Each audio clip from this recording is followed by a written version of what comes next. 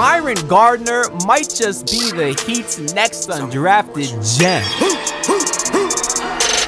Said it, I'm golden. Told you I'm shining. Had to break through. Plan perfect timing. Giving no hands. Go get it. Radix the ruler. Can't them peasants. Want to win. And I'm back from my long weekend absence where I was out of town for my boy Santi's wedding. It was a great time. It was really cool to get the entire squad back together in one place. I posted these same photos on my YouTube community tab, and Clayton Bigsby commented that we were out there looking like the United Nations, which I did find to be very funny, and it was a great time. But of course, I'm glad to be back here making content again because the Miami Heat actually did some pretty interesting things while I was gone, like officially signing Myron Gardner. Womp womp.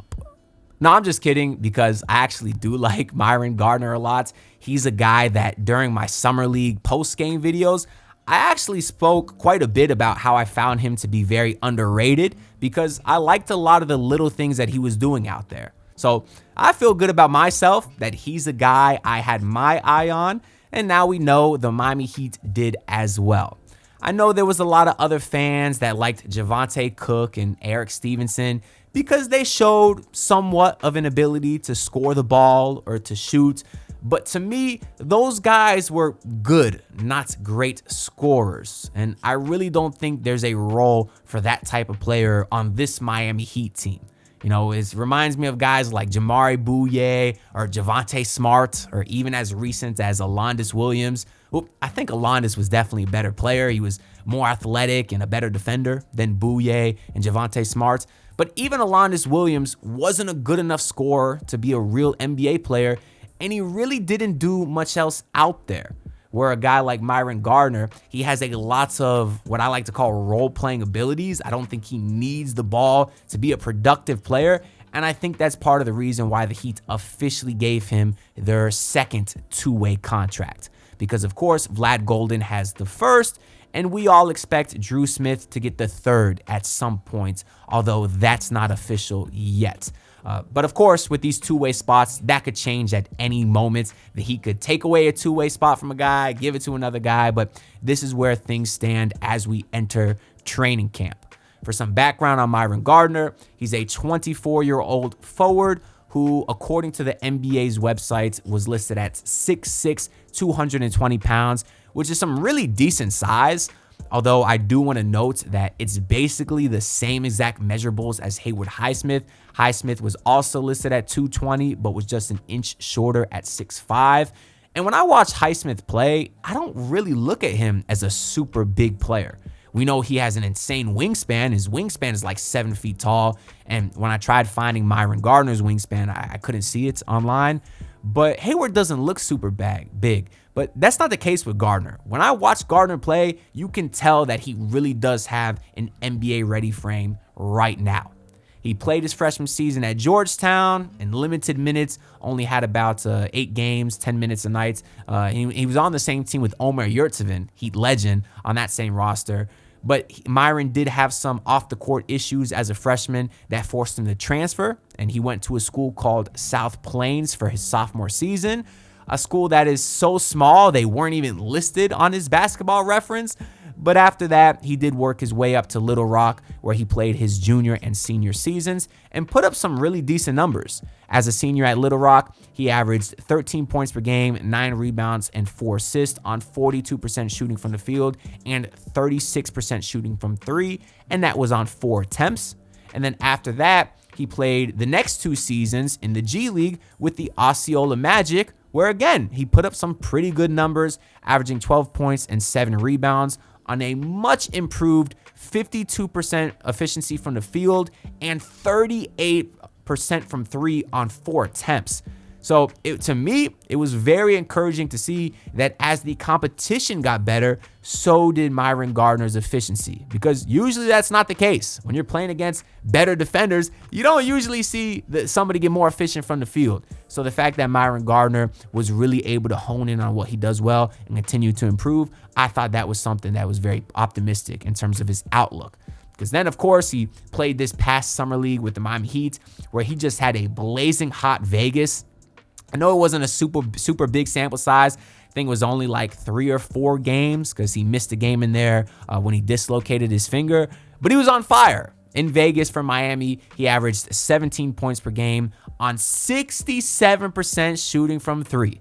Obviously, that kind of shooting is not sustainable, but he has shown the ability to be a scorer and stretch the floor a little bit. I actually think he has a super quick release, which will help him on the NBA level. And he's shown an ability to score. Actually earlier this year, he was in the NBA G League Finals, and in game 1, he had 30 points. So I think it's kind of crazy to see his progression as a scorer and as a shooter, because growing up, that's not really what he was known for. That's not what he was scouted for. And I certainly don't think it's his best asset. To me, his biggest strength, I would say, is his defensive versatility. I think he's smart enough and kind of quick enough to guard a lot of shooting guards. Certainly doesn't have the lateral quickness to guard the fastest point guards or fastest shooting guards, but I think he can guard a lot of them. And then I also think that he's strong enough and relentless enough to guard a lot of 3s and 4s at the NBA level as well. I think he has a really, really great motor. I found him to be relentless on the defensive side, both on and off the ball, and he never shied away from physicality. To me, he really appears to be a Heat culture guy, which y'all know that's kind of what I'm prioritizing, because I want to get back to true Heat culture. And to me, Myron Gardner does kind of embody that. And that's nothing new, because I actually found an old high school scouting report that was written about him back in 2017. This was from a Michigan writer named Eric Schaefer, who, when talking about Myron Gardner's strengths, he mentioned his motor. He said, "A big part of what makes Gardner so good is his unrelenting motor. The forward continually dominates the glass on both sides of the ball, something that is a direct indicator of his efforts. His motor is why he's a menace defensively. He does a great job moving his feet and keeping his man in front of him. Additionally, he frequently jumps passing lanes for easy steal to dunk opportunities." That was the scouting report back from 2017. That's 7 years ago. And when I was watching Myron Gardner in Summer League, I definitely saw the same things. So that's why it probably wasn't a hard decision at all for the Miami Heat to give him a 2-way contract heading into training camp. So on top of all of that stuff, the defensive stuff, the effort, the rebounding, which, by the way, great rebounding numbers for a guy who's 6'6". So he does a lot of the little things. And then on top of that, he's also shown the ability to shoot and score the ball, as we discussed a little bit earlier. So if he can keep that up, if he can keep up that kind of shooting consistency, then I think there's no doubt about it that he can be a pretty good 2-way player in the league. And by 2-way, I mean offensive and defensive guy. A guy who can surpass his 2-way contract to be a very versatile player in the NBA. Don't get me wrong, I do want to kind of pump the brakes a little bit and clarify, because a lot of times in these videos where I review some of the Summer League guys, I have people comment and say, "Oh, you're acting like this guy's going to be a Hall of Famer." And that's on me. I get excited a lot of times when I'm talking about these prospects. So just to kind of pump the brakes a little bit, there was a reason that Myron Gardner was undrafted. I'm not trying to hype him up as the next Jaylen Brown. He's certainly not what Carter Bryant will be defensively as a rookie. So I don't want to act like he's some dominant defensive stopper or anything like that. But I do think that there's potential for Myron Gardner to have a Caleb Martin type impact in the NBA. Maybe not, Eastern Conference, player of the Eastern Conference Finals like Caleb should have got that 1 year. But besides that one series, Caleb Martin was still a very productive role player in the NBA. And I do think that Myron Gardner can have a similar type of ceiling. Remember, he's only 24 years old, and Caleb Martin was 26 by the time he came to Miami. So although he's older than your average rookie, I still think there's some room for him to grow, and he has shown a lot of things that's allowed me to be optimistic.